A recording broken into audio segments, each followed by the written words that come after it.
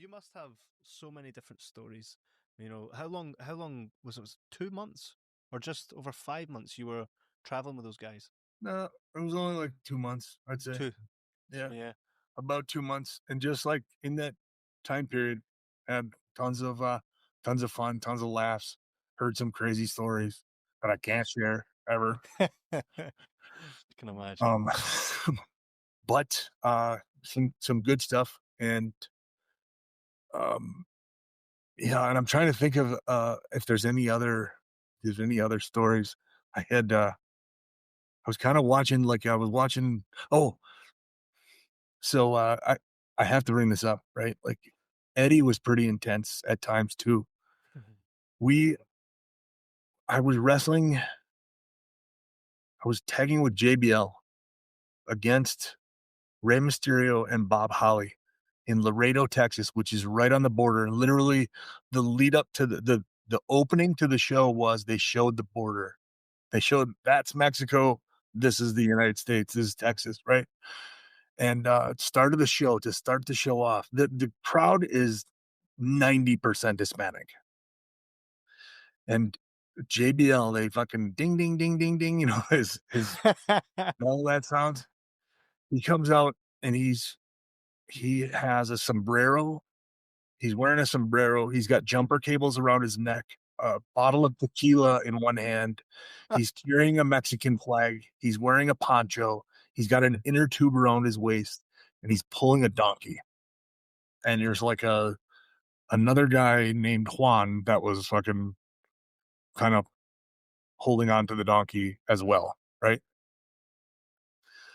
And so we got to the ring, we did this thing, and I remember going into it, JBL just said, "We're probably gonna get some heat out there tonight.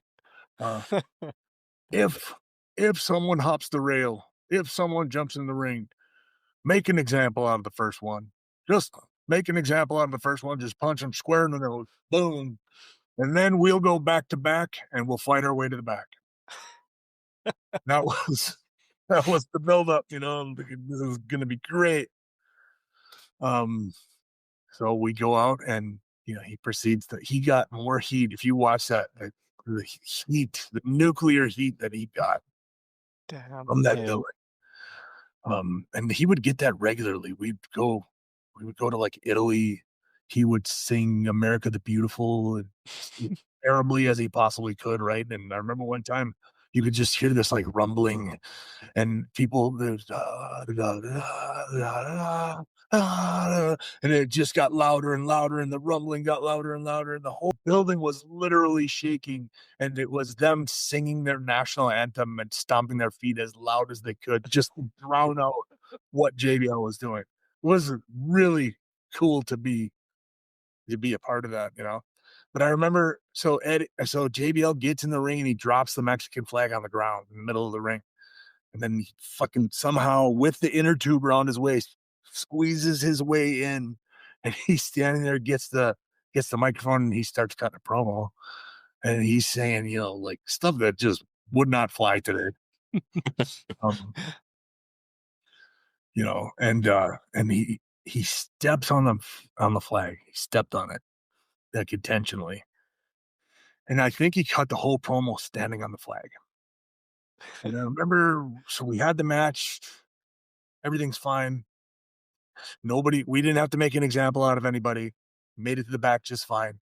Come back, and Eddie is like, he's standing there and he's shaking, and he's like, JBL, I need to talk to you. Come here. And he's like, pulled him over, and he was like, you don't understand, Holmes. In America, you do something like that, they will boo you. In Mexico, they'll fucking kill you. He was dead serious. It was funny. But I want to say, like, JBL was just getting heat. He wasn't. I don't believe that he feels that way. Oh no, He not at was all. just playing a character, and that there are people that feel that way, and Hmm. that are that openly racist, and he was Yeah, portraying that to get heat of course. and to tell Yeah, the yeah. story. I mean, it's kind of Sorry, the. I didn't mean to cut you off there. No, no, no, not at all. I was just saying, like, do you think in any way that Eddie was like, this is my place, and that he kind of bought into it a little bit, and it maybe soured how Eddie felt about the angle. No, Well, he felt responsible, I think, for right? Yeah. just smartening, and it wasn't done out of it was done out of love. It was like, Mhm. damn it, you can't do this. This is Mhm. too you pushed it too far. And to be fair, like JBL was like, I'm sorry, I didn't, Mhm.